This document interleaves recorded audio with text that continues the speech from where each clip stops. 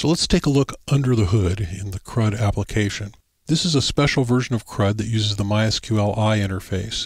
The version of CRUD as I originally wrote it uses the PDO interface, and that's the interface that I prefer, and that's the version that I will maintain. I created this separate version to demonstrate how the mysqli interface works. And so this is the mysqli version of CRUD. This is the line here where the database is initialized. This is where we set up the connection to MySQL. And so it creates a mysqli object. We're using the object interface of mysqli. MySQLi has both an object interface and a procedural interface, or a non-object interface. We're using the object interface to MySQLi. The code looks a little bit different, but it works pretty much the same. And if you can follow along with this, if you see code that's procedural using MySQLi, it should be obvious what it does. So this sets up the MySQL connection. It provides the host name, the username, the password, and the database. The host name is a variable, and that's set up here, and it's set to be localhost. It's set to the literal value localhost because CRUD is not designed for a production environment. It's only designed for a personal testing environment, and so we really only want to run it on localhost. We're not going to run it on a remote host ever. It sets up the database is also set up to album here. And the username and the password and the database are all set up at the top of the program, and here they are. And those are constants, they're not variables.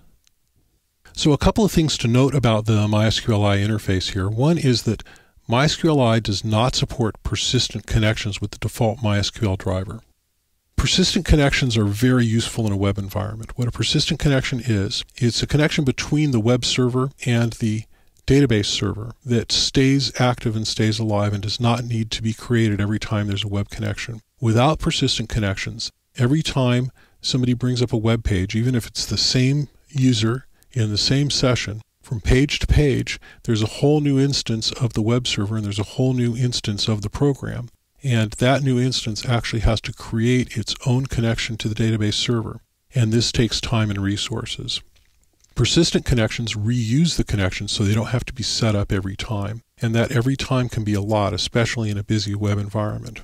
So I consider persistent connections vital. And they're not supported by MySQLi in the default configuration. And there's actually very, very few configurations where it will work. Another thing to keep in mind is that there's a bug in versions of MySQLi before PHP version 5.3 that do not allow the use of the connect error function. And so instead we have to do our errors this way. And so this is just the buggy nature of the code. MySQLi is still being actively supported and developed, but not very actively. The developers are really paying more of attention to PDO, and so that's the more reliable code. So we have to do a few little things like this to work around some of the problems in MySQLi. So this is the code that sets up the connection. It's actually very simple. You create an object using the standard new object syntax in MySQL, and it puts the object in this variable called DBH. It's called DBH for traditional reasons. That's just the traditional name of a database handle. And so I like to use traditional names for things because it's easier to read the code later when I come back to it and I haven't seen it for a while. I can know pretty much instantly what it is that it's doing. So this is how the connection is set up. If the connection setup fails, it calls the error function, which is an internal function that exists in the CRUD application for displaying errors in red on the screen. And it uses this @ sign to prevent PHP from throwing an error to the screen, and it allows us to use our own error reporting mechanism. So that's pretty much it. That's the initialization code for setting up the database connection using MySQLi in PHP.